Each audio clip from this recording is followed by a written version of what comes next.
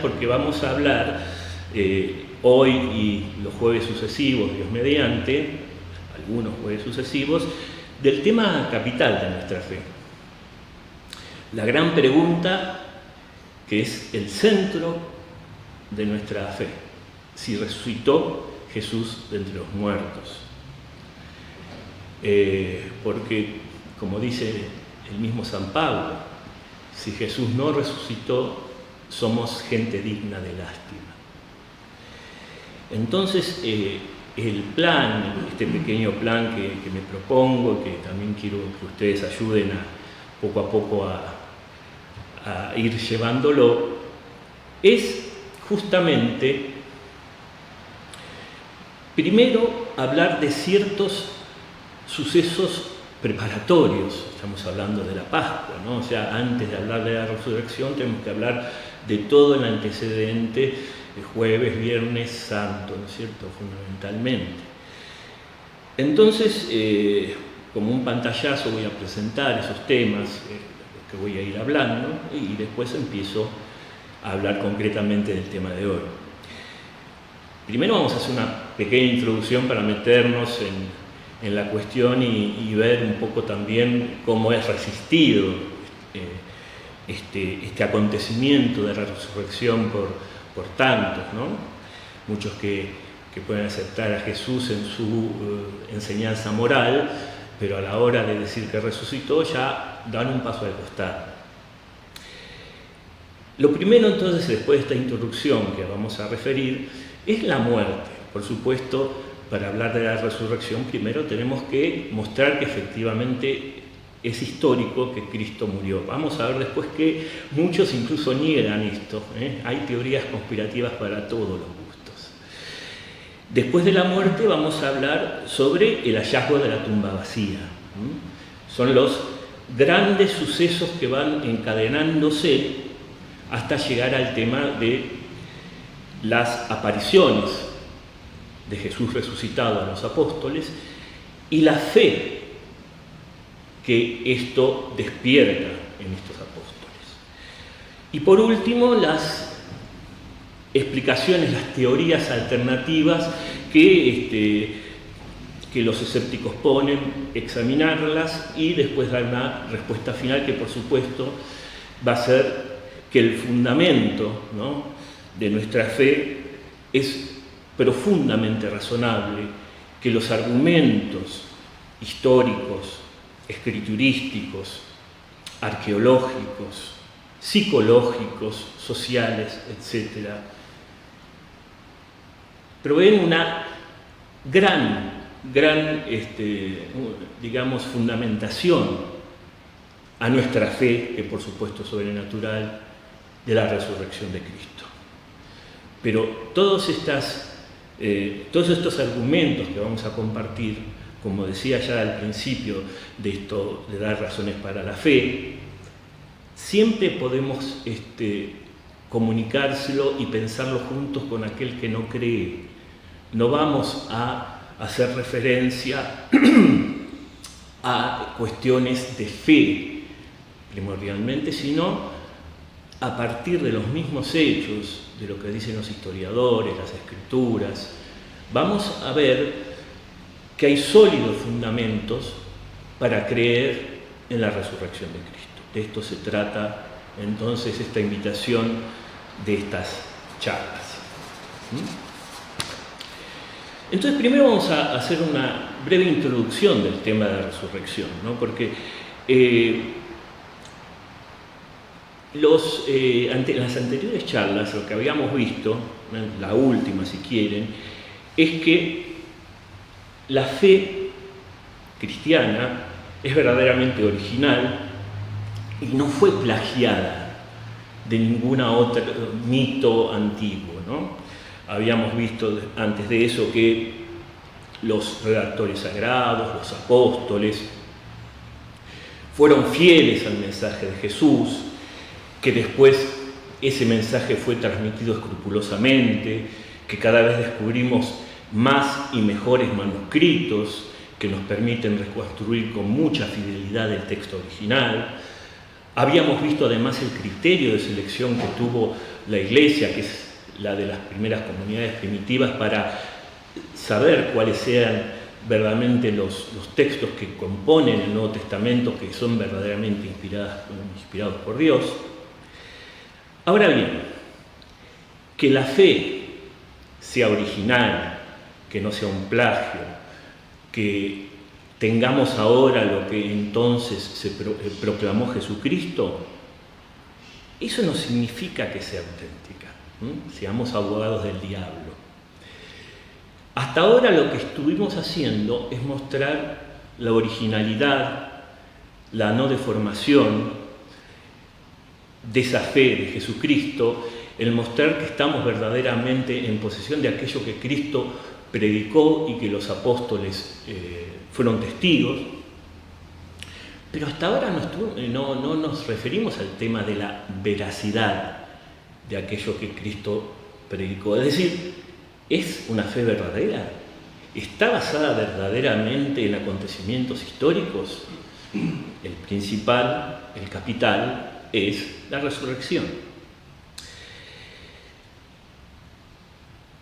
Y ya desde fines del siglo XVIII vino desarrollándose una manera de analizar los textos bíblicos que es bastante inédita, que no se tenía antes, lo que llamamos la exégesis, si recuerdan, de una manera racionalista. Apareció como una escuela de análisis de estos relatos racionalista. ¿Qué quiere decir? ¿Por qué decimos racionalista? Porque descarta a priori cualquier dimensión sobrenatural. O sea, la realidad es aquello que mi razón puede pensar, puede probar, y todo relato que aluda a algo sobrenatural queda automáticamente descartada. Con esa mirada sesgada se empezaron a analizar los textos bíblicos. Hay varios referentes, voy a mencionar solamente tres, no voy a dar muchos nombres, pero me parecen ejemplos interesantes. Un exégeta que murió a finales del siglo XIX, David Strauss, que decía que los relatos del sepulcro vacío, las apariciones, son leyendas y engaños. Es decir, decía que son como visiones subjetivas, alucinaciones de los discípulos, que creyeron ver esto, pero que no era así. Que de alguna manera es como una especie de representación psicológica de los conflictos internos de los discípulos que se materializaron en esta aparición de Jesús, pero que no es verdadera, sino una especie de cuestión mental de los apóstoles. El más célebre de todos estos autores exégetas racionalistas fue Rudolf Bultmann, que murió en el siglo XX, fines de 1976, o sea, es relativamente contemporáneo. Y se hizo famoso por la fórmula de que Cristo resucitó, pero en el anuncio, en el querigma. Es decir, no resucitó verdaderamente, sino que resucitó en la medida que los discípulos lo anunciaron. Ese anuncio de la resurrección fue lo que lo hizo vivir entre los hombres, digamos. Y contrapuso totalmente el Jesús histórico, el verdadero, el que verdaderamente vivió y predicó en Galilea, que es totalmente desconocido para nosotros, con el Cristo de la fe, que es una especie de creación de esta primera comunidad primitiva. No sabemos cómo fue Jesús, sino que lo que sabemos es ese Cristo de la fe fabricado, creado por esta primera comunidad. ¿Ven? Entonces, aquí de vuelta, un manto de escepticismo respecto de todos los relatos, especialmente de la pasión y resurrección de Cristo. Y ya habíamos mencionado el Seminario de Jesús. Este Seminario de Jesús que también es un círculo muy reducido de eruditos o, digamos, divulgadores diplomados, no son profundos, ya lo habíamos visto, pero que también con criterios cientificistas excluyen también todos los relatos que tienen que ver con la acción divina, la acción sobrenatural. Entonces descartan los milagros y por supuesto los relatos de la aparición de Jesús resucitado. Lo descartan de antemano, antes de ponerse a analizar la lógica del texto. Y lo que dicen es que en el fondo, bueno, tienen varias conclusiones, pero dicen en el fondo que los discípulos alteraron ese testimonio, que Cristo no resucitó verdaderamente, que es una especie de alteración o falsificación, y que en el fondo la resurrección es una especie de símbolo de amor que profesaron los discípulos. Entonces materializaron ese amor narrando en forma simbólica su resurrección, como una manera de expresar el amor que ellos tenían por el Maestro. Bien, ¿qué podemos decir? Es un pequeño resumen, después vamos a ver otras objeciones, pero esto es un pequeño resumen introductorio, de mostrar que cosas que se aceptaban entre los mismos, porque estamos hablando de exégetas cristianos, no estamos hablando de gente fuera de la fe, estamos hablando de cristianos. Bullman era cristiano, Strauss era cristiano, el Seminario de Jesús está compuesto de exégetas cristianos. Es un fenómeno que no se había dado antes, en el sentido que no había habido desde el creyente un escepticismo tan grande a la hora de leer los textos bíblicos. Entonces, aplicando estos criterios racionales, se llegó a este escepticismo que después se ha divulgado en el público. Se ha divulgado y hay mucho escepticismo también entre cristianos por causa de estos relatos, ¿sí? Por eso es importante recoger estas teorías para poder después saber en dónde estamos parados y tratar de darle una respuesta mucho más firme desde la fe. Mientras tanto se conectó Marcela, la hermana de Mónica, que acá reporta que me está viendo, pero no me saludó todavía, a menos que no quiero cumplir, a ver si después tengo problemas en casa. No, dice simplemente que me está viendo, pero todavía no me saludó. Me saludó la hermana. ¿Qué tal, Marcela? A Mónica la voy a saludar cuando ella me salude. A ver, no, dice que está viendo, ya va a aparecer. De todas maneras, ya es un gesto de amor de su parte que me esté viendo hasta ahora. Bien, volvamos entonces a esto. Lo primero que tenemos que decir para presentar el tema y anticipar lo que vamos a arribar a la conclusión es que existen sólidas evidencias en las que concuerdan la mayoría de los eruditos. Este grupo, por ejemplo, el Seminario de Jesús, que es un grupo contemporáneo, es una minoría. La gran mayoría de los exégetas, de los analistas, de los eruditos del Nuevo Testamento afirman la realidad histórica de la resurrección corporal de Cristo. A partir de ese mismo análisis que hacen de los escritos. Se hizo un simposio en donde acudieron la mayoría de estos eruditos hacia fines del siglo XX en Nueva York y bueno, ratificaron esto, ¿no? El valor histórico de los evangelios y el rechazo de los métodos sesgados del Seminario de Jesús. De manera que esto es lo primero que tenemos como punto de partida, y que después vamos a ir desglosando, desentrañando. La evidencia entonces de que podemos afirmar de una manera sólida y razonable que existen argumentos para creer en la resurrección de Cristo. Y aquí aclaro, y en este punto es muy bueno aclararlo porque es fundamental esto. A ver, no estamos diciendo que se puede probar científicamente la resurrección. Esto es fundamental entenderlo. porque si no estamos nosotros siendo racionalistas. No es una fórmula matemática que podamos extraer como conclusión que no puede rechazarse porque se me impone a la razón que Cristo resucitó. Creer en la resurrección es un acto de fe, es un acto sobrenatural, es un don de Dios, como el resto de los artículos de la fe. Pero, lo que sí podemos es,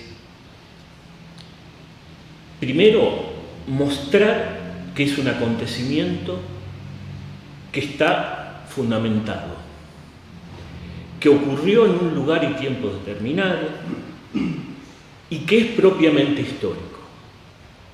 Hay una parte que se escapa totalmente, que es lo sobrenatural, lo que va más allá de la historia, lo que trasciende la historia, que es justamente el hecho mismo de la resurrección, que es, por supuesto, una intervención de Dios, del mismo Hijo y de Dios Padre en el Espíritu, que hacen que la naturaleza corporal de Jesucristo resucite.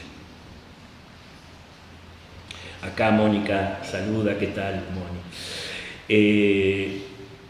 Entonces, lo primero que tenemos que decir es que lo que vamos a señalar son argumentos razonables, pero de ninguna manera nos llevan inevitablemente a la fe. Ante estos argumentos uno puede seguir rechazando, puede seguir negándose a creer. ¿Por qué? Y porque la fe, repito, también es un acto de la libertad, es un acto de amor, es un acto de, no solamente de mi inteligencia, aunque también lo incluye, pero también es un acto de mi intuición, de mi libertad, de mis opciones, de mi afectividad. Todo está involucrado en ese salto, que también es don de Dios, donde recibo este testimonio como verdadero, ¿sí? Entonces, lo que vamos a ver ahora es que ese salto tiene fundamentos sólidos en la razón. ¿Se entiende esto? De eso entonces vamos a hablar. Pero es importante distinguir que no vamos a probar matemáticamente la resurrección de Cristo, y creer en esa resurrección sigue siendo un acto de fe, pero un acto de fe con sólidos fundamentos, ¿sí? Además hay otra cuestión, ¿no?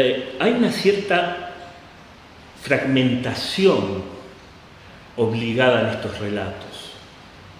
Cuando uno lee los relatos de la resurrección, son relatos muy austeros, muy parcos, no tienen grandes fantasías como veíamos que tienen, sí, los relatos, ¿se acuerdan de los evangelios apócrifos, gnósticos, que aparecen grandes manifestaciones? Son muy austeros, ya vamos a ver más esto en detalle, y además son como fragmentarios, no están contando una historia desde el punto de vista cinematográfico, como después sí se llegó a la pantalla. Pero, ¿qué es lo que queremos decir? Esta fragmentación es un poco como obligada. ¿Por qué? Porque estos testigos, apóstoles, discípulos, están dando testimonio de algo que nunca antes había ocurrido en la historia y que nunca va a volver a ocurrir. No estamos hablando de la resurrección final de todos al final de los tiempos. Estoy diciendo el Mesías resucitando de entre los muertos. Eso es un suceso único, es un punto de inflexión en la historia. Y simples seres humanos, con sus limitaciones, tienen que dar cuenta de esto. ¿Cómo narrar algo que nunca antes había sucedido, que los tomó por sorpresa y que además no van a volver a ocurrir? Además, los evangelios son 4, no es uno solo. Se necesita esos 4 testimonios de los 4 evangelistas para confluir, cada uno con sus matices, con su teología, con sus oyentes, pero confluyen en una única verdad compartida. Jesucristo venció a la muerte. Ese es el gran anuncio, el querigma, que está detrás tanto de los evangelios, la parte de la pasión, como antes de eso las primeras cartas de Pablo. Pablo no menciona prácticamente al Jesús histórico. Hace la gran proclamación de que Cristo resucitó, él, que antes era un fariseo que perseguía a los cristianos. De manera que, una vez más, estamos ante un suceso que es difícil de describir, que por eso hay 27 libros en el Nuevo Testamento y no una sola narración, porque estas diferentes voces deben sumarse entre sí para dar testimonio de este suceso único e irrepetible en la historia, que excede el curso natural de esa historia. ¿Sí? Bien, no sé si antes de empezar, si hay algún comentario. A ver, yo si no, sigo. Por YouTube todavía. Muy bien, gracias.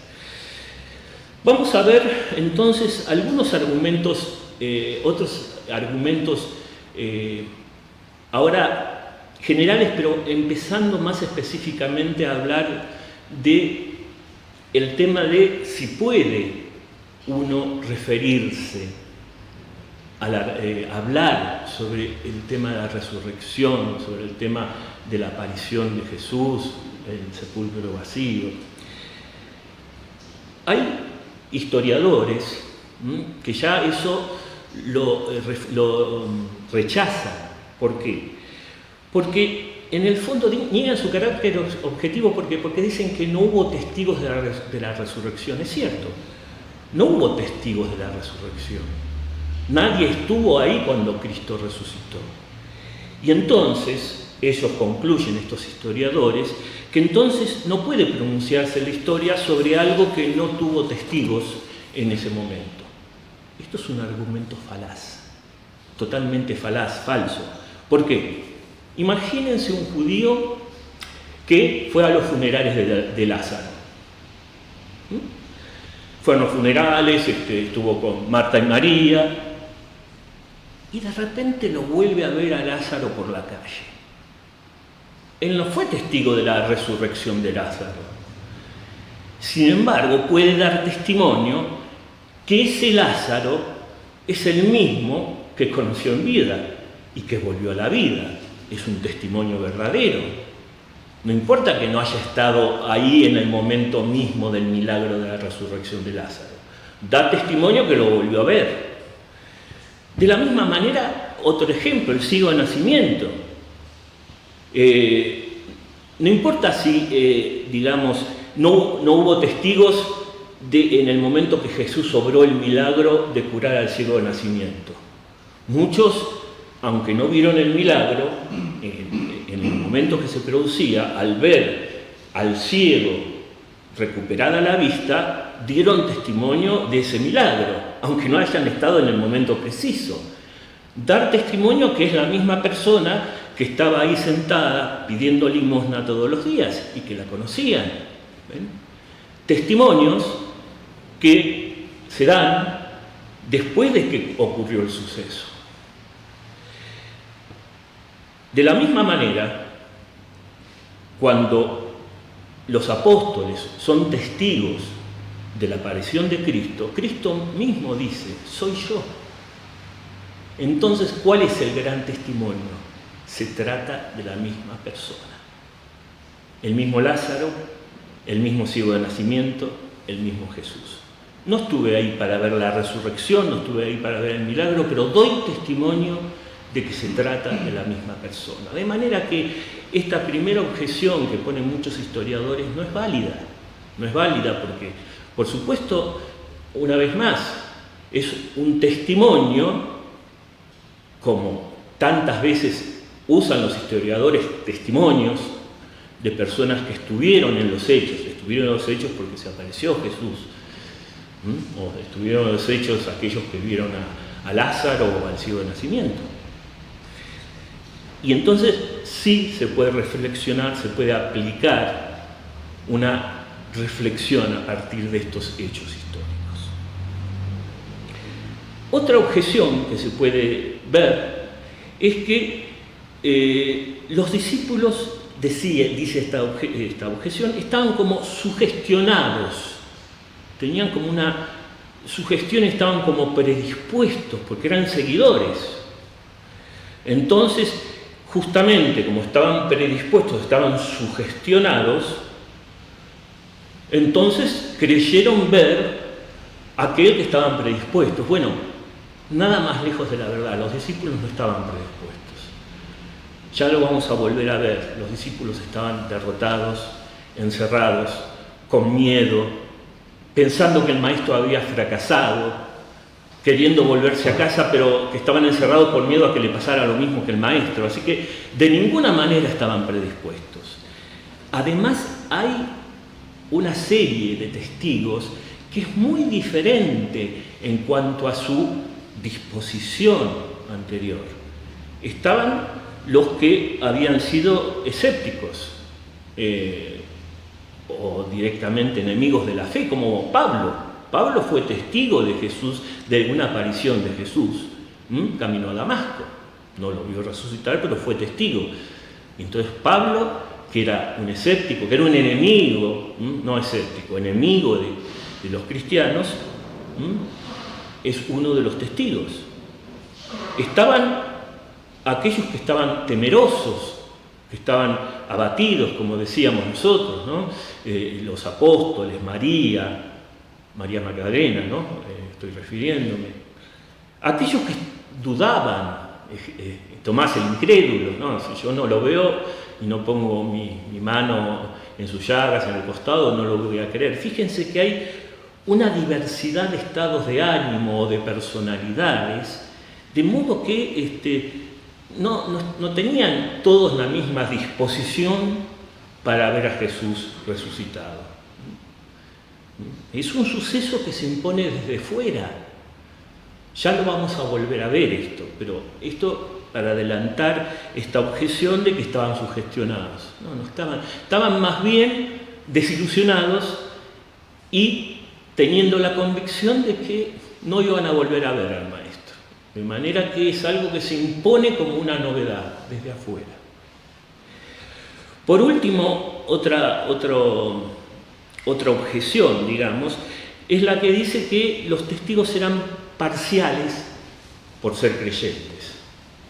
Tenían una parcialidad, entonces medio que adulteraron las cosas a sabiendas porque eran creyentes y pateaban para su lado. Entonces es como una narración de aquel que cree. Bueno, es al revés, una vez más. ¿Por qué? Y porque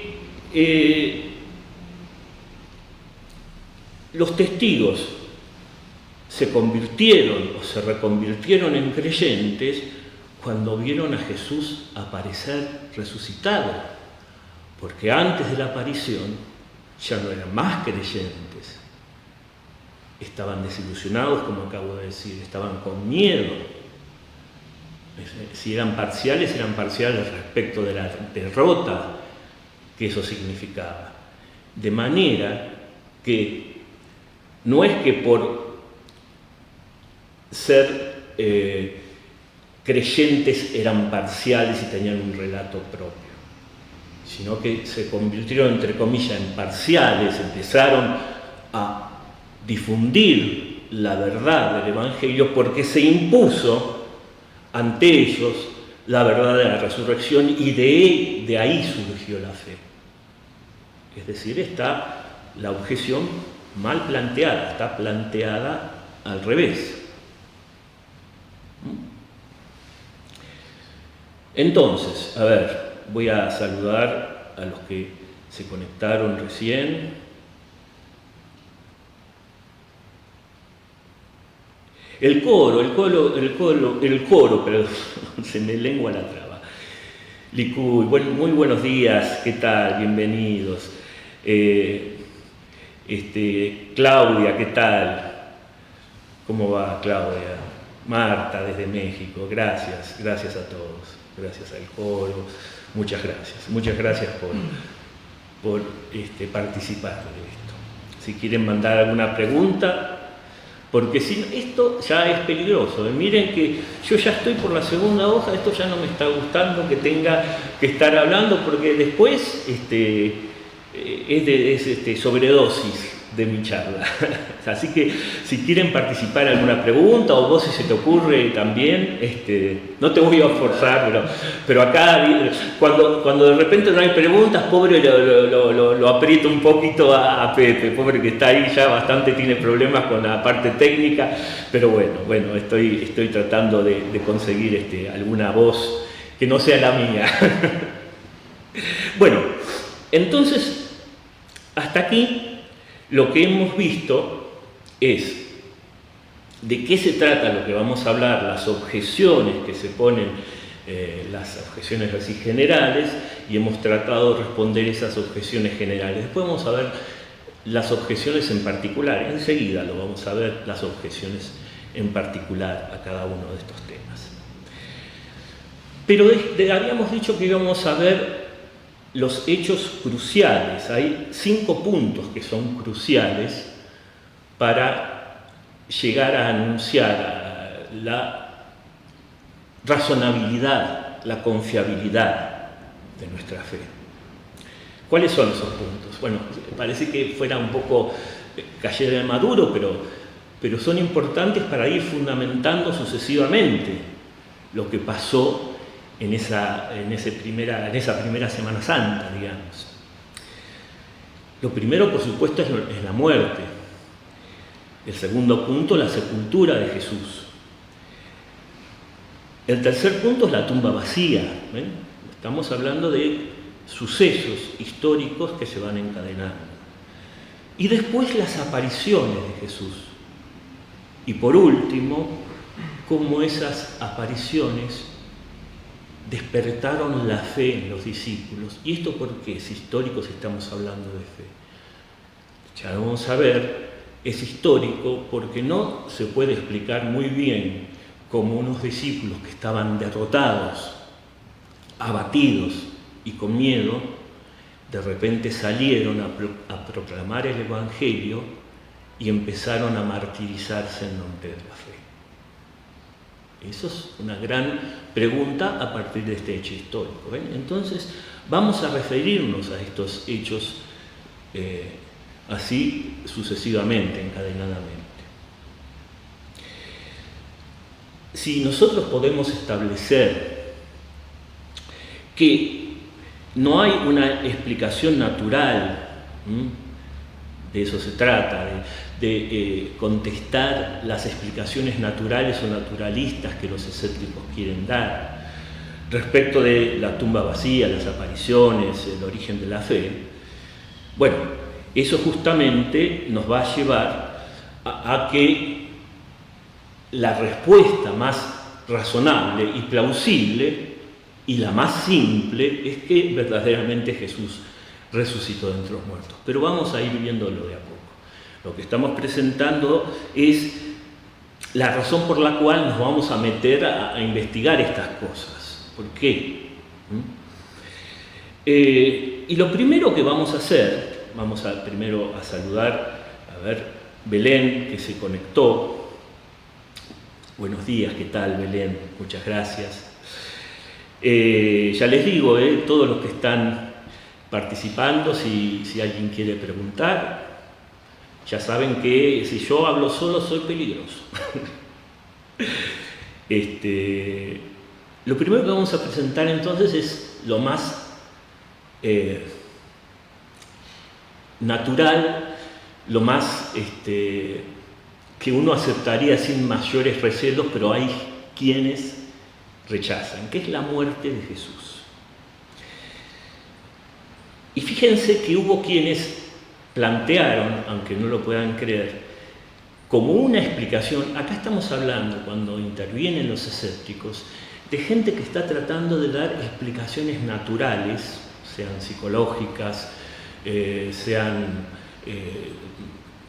sociales, sean escriturísticas, como quieran llamarlos, de estos eventos que llevan a la resurrección. En este caso, hay quien afirma que Cristo no murió en la cruz, sino que simplemente se desmayó por el dolor que tenía, pero que después revivió al ser descolgado de la cruz y revivió, no resucitó porque no había muerto, y revivió y con el aire que respiró y salió entonces del sepulcro de esa manera.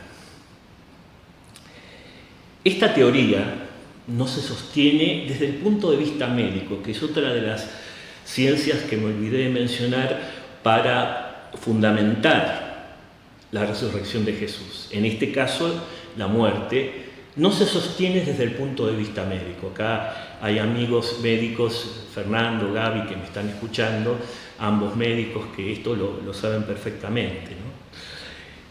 ¿Por qué no se sostiene esto desde el punto de vista médico? Porque Jesús, durante su pasión y su crucifixión, recibió tal cantidad de heridas que esto garantizaba la muerte de cualquiera. Paso a describir, y no quiero detenerme en algo morboso, simplemente el recordar aquello que conmemoramos el Viernes Santo, ¿no? La pasión y la muerte, y que verdaderamente fue muy dolorosa, ¿no? Antes de ser crucificado fue flagelado, y no era una flagelación como un látigo cualquiera de circo, digamos. Era un látigo que usaban los romanos, cuyos extremos estaban atados trozos de metal o de huesos y que desgarraban la carne. Muchos flagelados morían durante la flagelación justamente porque morían desangrados.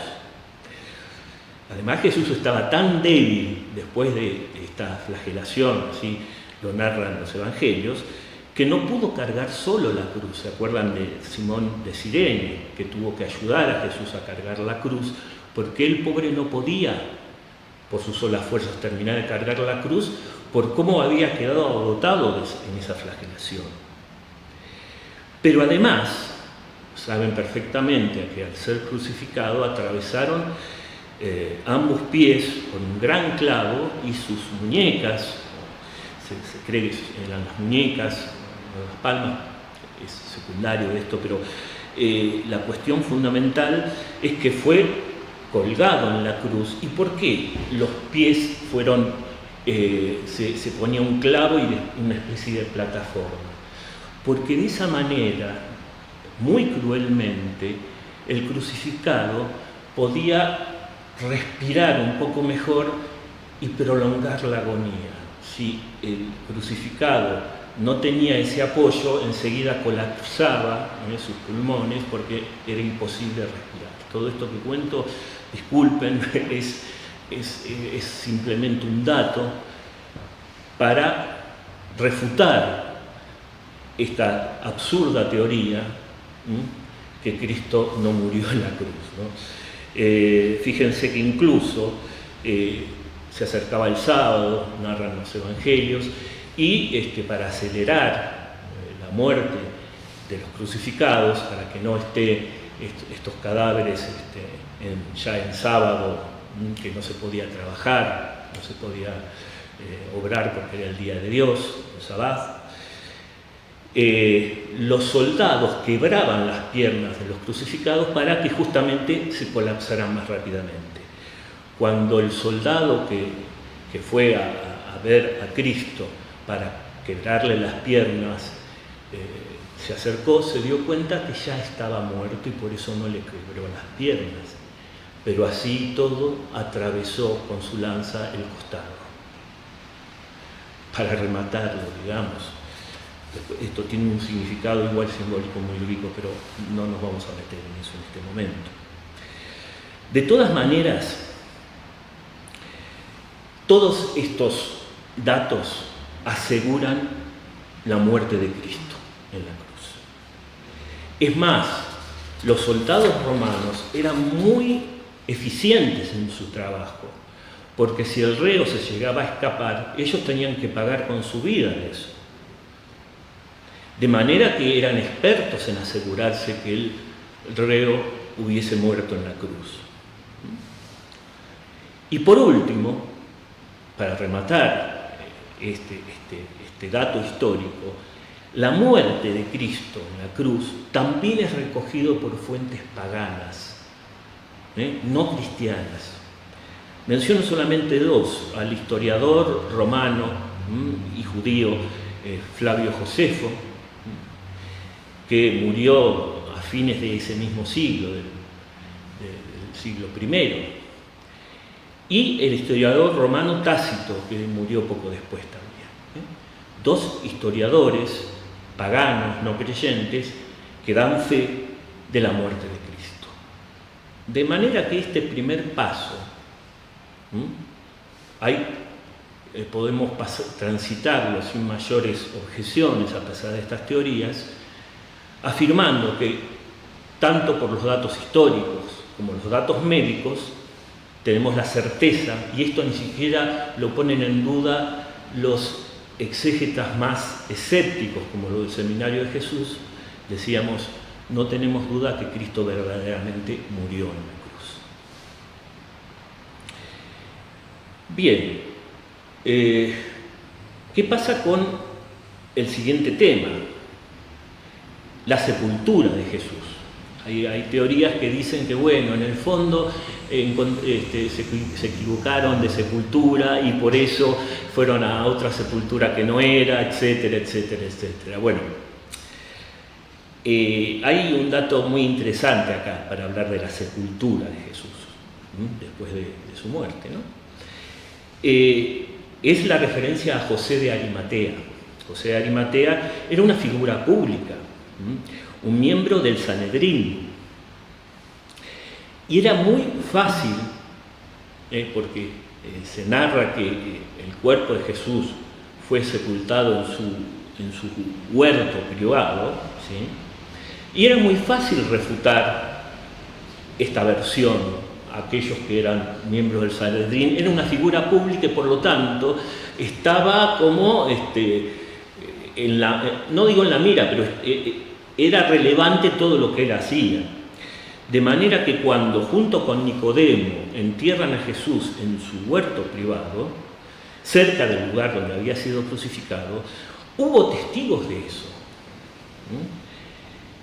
incluyendo las mujeres galileas, María Magdalena, María la madre de Santiago, las otras mujeres, que vieron dónde estaba siendo enterrado Jesús. Y por eso después volvieron al día siguiente, en realidad a la mañana del domingo, volvieron a ungirlo. Entonces, sabemos por estos testigos que este era verdaderamente el lugar de la sepultura de Jesús. De manera que no había confusión posible cuando las mujeres volvieron el domingo a la mañana a ungir el cadáver.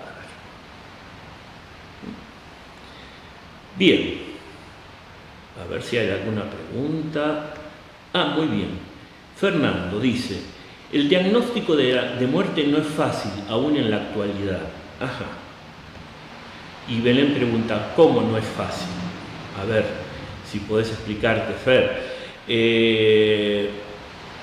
A ver, mientras vos me explicás esto, Fer es médico, por eso es importante lo que él dice, y Belén pregunta cómo que no es fácil. Bueno, decimos lo siguiente: imagínense Jesús crucificado, ya estaba débil de antemano,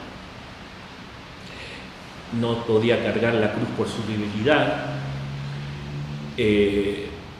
Al crucificarlo se le dificultaba la respiración, además del desangramiento, y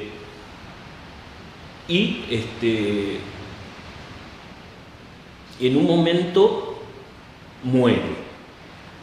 Pero el centurión romano le atraviesa la lanza, con su lanza al costado, para asegurarse.